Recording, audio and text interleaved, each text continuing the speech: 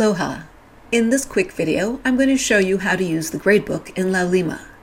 Not all instructors use it, but for those who do, it's a really helpful way for you to keep track of your grades and your performance in a course. Now, the gradebook in Laulima is currently named Gradebook Classic, but instructors can and do rename some of the tools, and I've changed it to Your Grades for my students. So you'd get to the gradebook, no matter what it's called, by clicking on the link in the left-hand nav bar.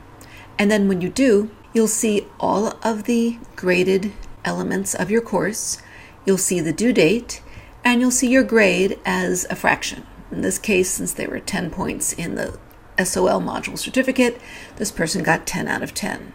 Down here, they skipped this quiz, so they got 0 out of 5.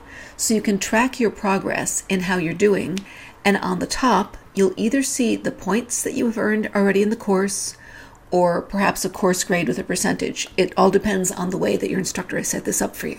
Don't email your instructor asking, "What's my grade for this course?" if your instructor uses Gradebook, because you have access to that 24/7.